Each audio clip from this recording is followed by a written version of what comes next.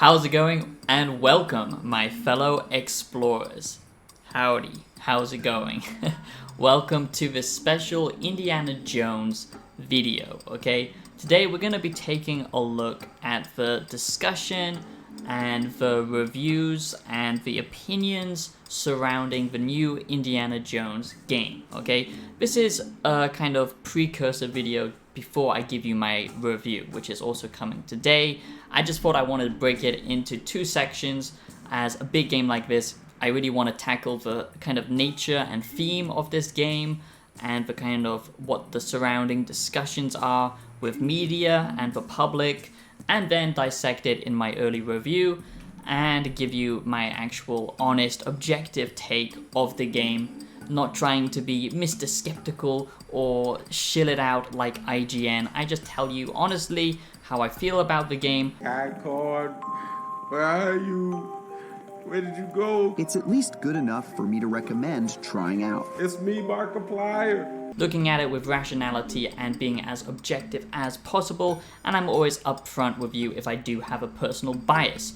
And to be honest, I don't, okay? I do love Indiana Jones for movies, but I wouldn't call myself a massive Indiana Jones die-hard fan. I'm not constantly watching the movies over and over again like I do with the original Star Wars trilogy or Lord of the Rings or something like that, okay? I love Indiana Jones, they're great movies, but I'm not a die-hard fan of them. So today I'm going to be talking about the Indiana Jones The Great Circle reviews, okay? And pretty much the Indiana Jones The Great Circle reviews say it all, okay? The early ones that have come out, they pretty much tell you what you need to know about this game. But I'm going to give you my honest Indiana Jones The Great Circle review, an early look at the game coming up very soon, but not in this video. And it does seem that Bethesda are being a little bit sketchy when it comes to the reviews with Indiana Jones, and they have actually taken out some reviews.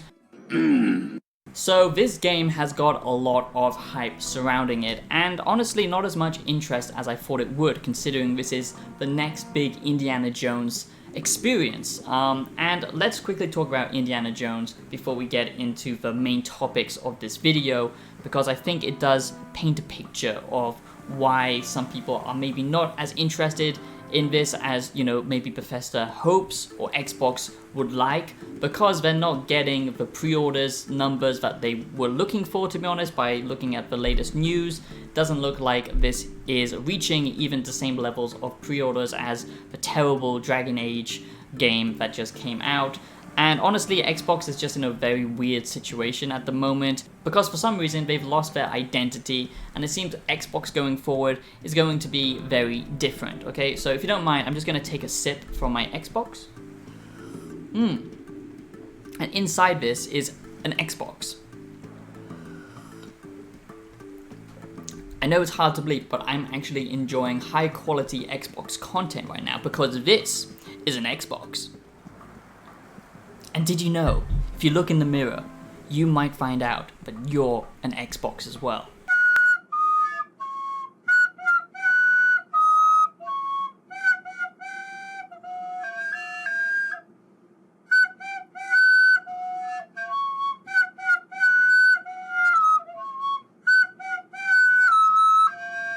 Now, before this video begins, I quickly want to ask you to subscribe to the channel, as that is very important. If you love analyzing gaming, if you love philosophical videos, looking at things objectively with rationality and OG YouTube, you're in the right place. That's what I want to keep alive, this spirit, this actual connection, and, you know, cut through the BS and expose the lies with the big corporate media, okay? So subscribe to the channel, it would mean a lot to me. Give the video a like. There are some red flags with this, and I think that is what I want to address mainly with this video. So let's go. So Xbox has changed to be a multi-platform thing, so honestly at the moment this is exclusive to Xbox and PC, but I don't think it's gonna last that long. Xbox is putting a lot of their hopes and desires on Indiana Jones The Golden Circle, so that's why it's very important that the Indiana Jones The Golden Circle reviews reflect a very positive outlook. And of course, the big shills of the gaming industry, like I've talked about in many of my previous videos, the gaming industry now has become a walled off, closed off section of the gaming elite press, okay? Access journalism, okay? Just like how Hollywood got corrupted, you know, gaming is much bigger than any other media entertainment in the world. Now they have their own elite section, you know, lots of outlets like IGN, all that kind of stuff. It's no surprise that people always dunk on game journalists because they're not real game journalists. They're not like YouTubers who actually care about gaming and actually hopefully are gamers themselves. Not all of them are. There's a lot of grifters on this website as well. There's lots of them out there that praise games in previews, do a 180 to secure the bag, and it's even worse with the big outlets, okay?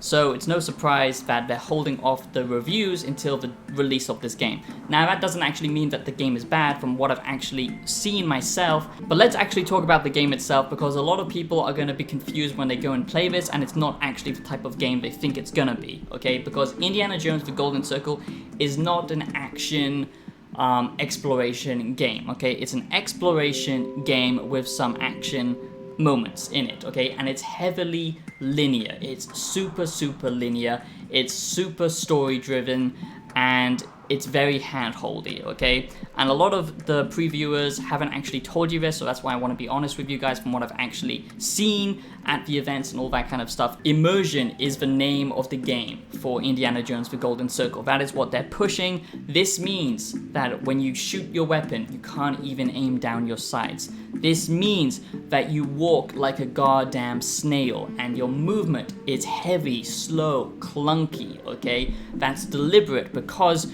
you are not an action hero. You are Indiana Jones, a aging, middle-aged man who is on a quest for treasure and, you know, getting in trouble with all of these different factions, mostly the German scum. This is not a first-person shooter, okay? Don't expect Call of Duty. Don't even expect something similar to Wolfenstein. The times that you do use the weapons in this game, it's very rare, and it's only in dire situations, okay? Most of the time, it's hand-to-hand combat. Luckily, the combat here is good, which I'll talk about in my review, because it's very different from what you imagine. It's not just like a fisticuff situation type combat system. It's very immersive with what you can interact with. In fact, the whole game is immersive because of the amount of interaction in this game is going to surprise people. Just simple little details like picking up any object, turning on the lights, you know, using the objects in your environment as weapons, all of that kind of stuff. But also, this game is going to surprise many people because it's mostly a stealth puzzle game, okay? That's really what this game is. And the stealth in this game, sadly, isn't looking too hot. And this isn't just my own personal opinion, this is what other early reviews have said that are kind of being silenced. The actual stealth combat, the actual stealth mechanics in this game aren't that great. The AI has been called out many times, and to be honest, they are very brain dead, okay? They will not react to your presence. They're easily, you know, just like confused and forgetful. You're basically fighting a bunch of Joe Bidens, okay? Another thing that I want to talk about is where this game actually takes its inspiration and its roots, okay? This is not an immersive sim by any means. This is a very old school game, and it feels old school, and sometimes that feels really good, okay? This actually takes inspiration from the old Riddick games, which is, you know, another movie tie-in game that some people actually really love because those games were very immersive, very awesome, and they dealt with a lot of slow exploration. Indiana Jones is very heavy on exploration, but it's not exploration that you would get in something like an open world game like Skyrim or something like that, or something by Obsidian. These are very linear levels, but they have, you know, different branching areas, different rooms to explore, and in these rooms, that's where you find a lot of, you know, collectibles and stuff like that, which I'll talk about more in my review. I don't want to give away everything, but there's lots of stuff to actually discover in this game. There are open areas as well, where it is a lot more open. You can actually get side missions, side puzzles, and go off and explore. That's when it does open up a little bit more. Yes, it's made by Bethesda, but it's not the Bethesda that made Starfield, okay? I know everyone now is very scared of anything, you know, related to Todd Howard, and I think that's a little bit just childish and rather stupid because he is a massive, you know, game director. He doesn't actually create the actual games himself. you know, from the ground up, every single Bethesda involvement isn't actually directly linked with Todd Howard. This is his dream game, yes, of course. He's talked about it many times on paper, how much he loves Indiana Jones and how he wanted to make a game like this. Still, this feels very Wolfenstein, okay, with the actual graphics, the art style, the kind of storytelling nature of this game, but it's not anything like Wolfenstein when it comes to gameplay. It's very, very slow, and I think a lot of gamers are gonna find this quite boring, actually, unless if you do love immersive storytelling games. Even Uncharted had more impactful gameplay, I would say. This is very much quite a stripped back, immersive experience, and not everyone is gonna love it, to be honest. This game is actually quite restrictive, and you know, honestly, I do think this is gonna be a good game, and I'll talk about that more later. I'm not just making a negative video for the sake of it. I think it's important to highlight some of these red flag issues and talk about the good as well. But yes, this is not the type of game what people expected, I think. You know, a lot of people are going into this expecting some kind of Uncharted, Wolfenstein, you know, Indiana Jones shooter or something like that. This is not anything like that, okay? It's very on rails, it's very hand-holdy. One thing that I noticed from the hands-on stuff that I really don't like is how Indiana Jones talks constantly and basically tells you what you need to do. You know, there's a crack over there, maybe I can break it down, or oh, maybe this puzzle can be turned this way. This game is very hand-holdy and on rails, okay? And basically, I think a lot of people are gonna be surprised at just how old school this does feel, how it does truly feel like a movie tie-in game. The exploration is going to be a lot of fun, the voice acting, and just the quality of the actual assets and the storytelling in this game. I think that's going to be the main hook. This is a game for the Indiana Jones fans, the fans of the movies, not necessarily a good game with its mechanics and gameplay features. If you're a massive Indiana Jones fan, you're not going to care either way, but if you're just a gamer who has some interest in Indiana Jones, you might find this actually quite restrictive and quite just bare bone, okay? You know, it's been stripped to the bone and it is polished. There are nice things in this game that I think a lot of people are going to enjoy, and I'll save that for my review, but just to mention a few, the combat is actually very nice and it has a lot of impact. The exploration is a lot of fun, and just the story is good.